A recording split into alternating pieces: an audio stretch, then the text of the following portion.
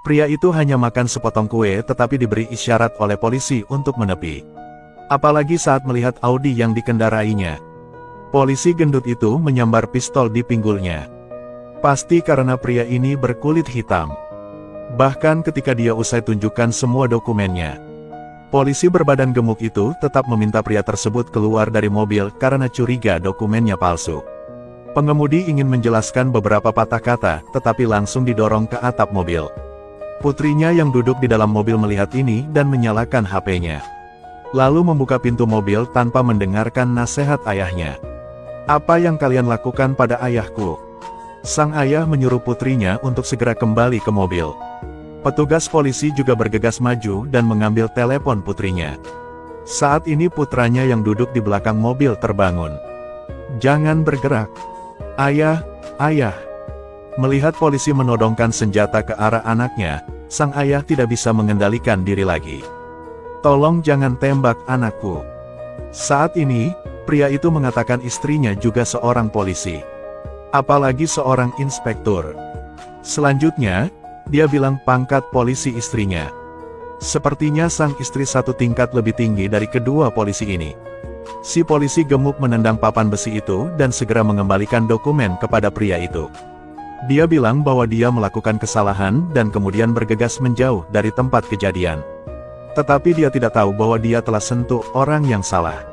Insiden tersebut menarik perhatian petugas polisi wanita ini ketika dia melihat kamera dashboard. Kemarahan di hatinya sudah mencapai puncaknya. Direktur mengatakan akan ada tindakan disipliner terhadap polisi gemuk. Tapi itu tidak cukup untuk meredakan amarahnya. Karena dia sudah melakukan penyelidikan.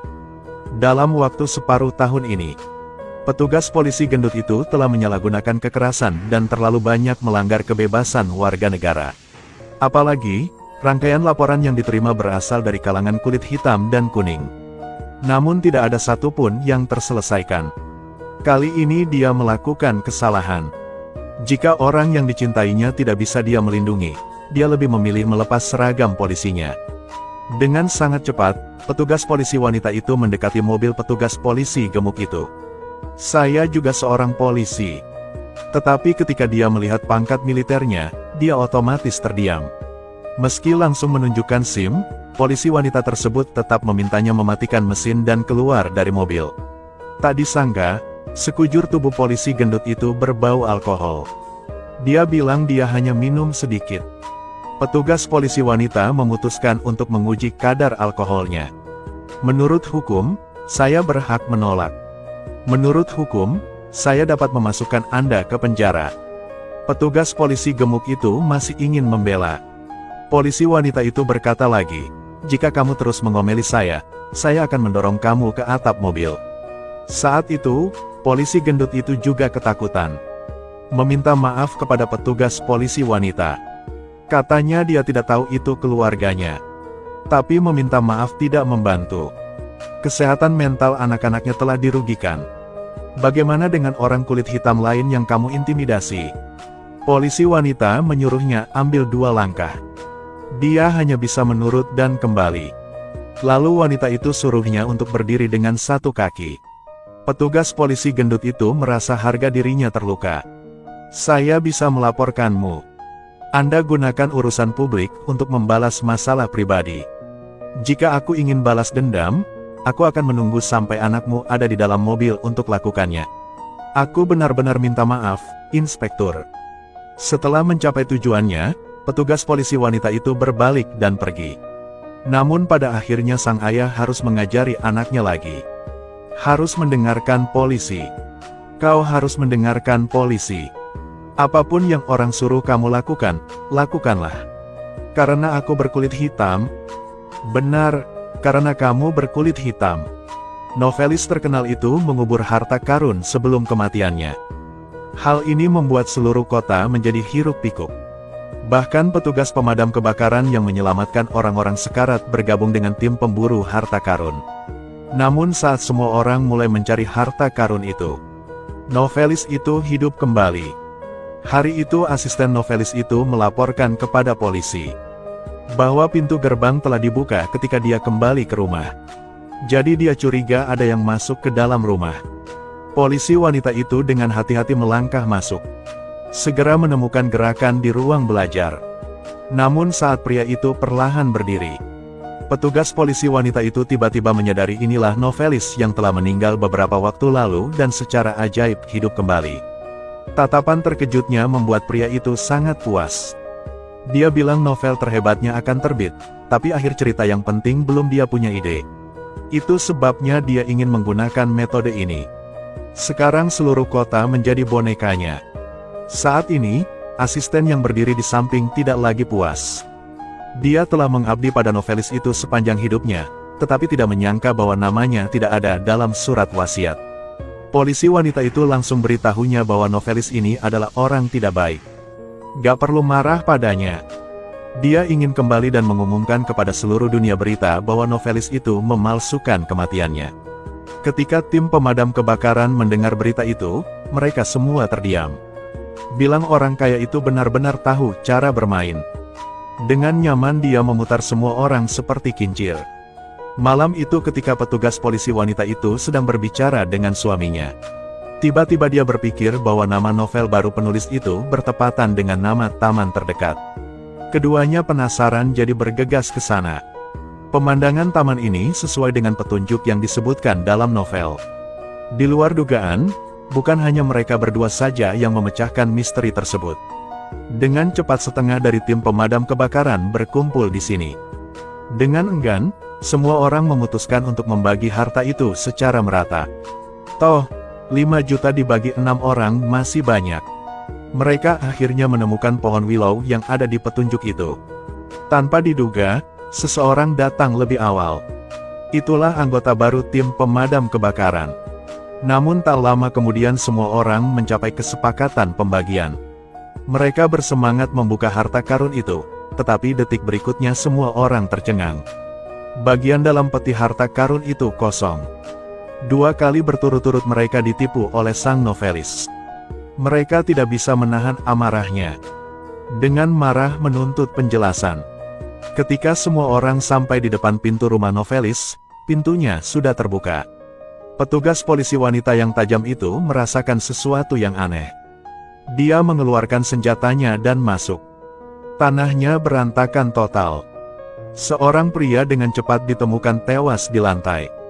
Kemudian polisi tiba di lokasi kejadian. Novelis terkenal itu ditemukan tewas untuk kedua kalinya. Sesuai kamera pengintai di rumah novelis tersebut, seorang wanita hamil yang berpura-pura menjadi pengantar barang masuk ke dalam rumah. Polisi langsung menahan ibu hamil tersebut. Dia beritahu kepada media beberapa hari yang lalu. Penyebabnya adalah suaminya hampir meninggal saat berburu harta karun.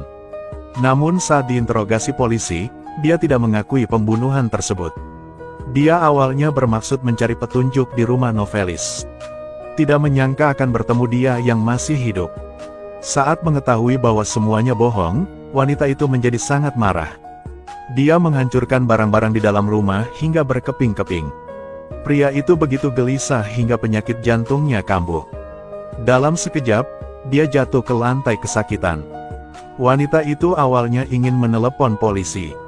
Tetapi memikirkan wajah kebenciannya, dia melemparkan teleponnya ke tanah. Lalu pria itu benar-benar mati. Nah, kemudian masalahnya muncul. Apakah harta karun itu benar-benar ada? Polisi menyelidiki dan menemukan harta karun itu nyata. Namun orang dengan reputasi tinggi seperti dia tidak akan melakukannya sendiri. Jadi dia mempercayakan tugas mengubur harta karun itu kepada asistennya. Karena sang novelis tidak menuliskan namanya dalam surat wasiatnya, asisten itu marah sehingga dia diam-diam menggali harta karun itu dan mengambil semuanya. Terlebih lagi, saat mengikuti petunjuknya, ditemukan asistennya sudah melarikan diri, menjalani kehidupan yang nyaman. Dengan gitu, jangan sembarangan menguji hati orang lain. Hasilnya mungkin tidak dapat Anda terima. Sebuah kereta bagasi tanpa pengemudi dengan gila bergegas ke bandara. Namun pria itu hanya memperhatikan pesawat. Sama sekali tidak menyadari ada mobil yang lewat. Beberapa detik kemudian, pria itu ditabrak dan terjatuh. Namun mobil itu tidak menunjukkan tanda-tanda berhenti. Sebaliknya, dengan bebas terus-menerus. Bagasinya terbang ke tanah tepat di depan pemiliknya. Baru saja, karena dia ingin pulang kerja lebih awal, dia mencoba memasukkan terlalu banyak barang bawaan ke dalam kabin pengemudi. Sayangnya barangnya menekan pedal gas. Hal itulah yang menyebabkan masalah tadi. Kereta bagasi bergemuruh di sana. Buat pria itu ketakutan. Beruntung, di saat bahaya, si rekannya mengendarai mobil lain untuk mengejarnya. Menunggu kesempatan untuk menabraknya. Pria itu dengan senang hati saat melihat situasi ini akan segera dibatasi. Tak waspada di belakangnya.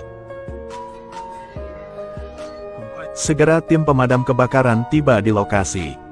Dia terjebak sampai mati di bilah turbin angin. Memikirkan adegan setelah itu mungkin tidak akan diterima dengan baik oleh banyak orang. Kapten segera memerintahkan pembubaran orang yang tidak penting. Tiba-tiba kakinya bergerak secara ajaib. Kapten merasa sulit dipercaya dan berteriak keras. Melihat orang tersebut masih hidup, petugas pemadam kebakaran segera melepas mesin pesawat dan menurunkan pelindung tengah secara perlahan.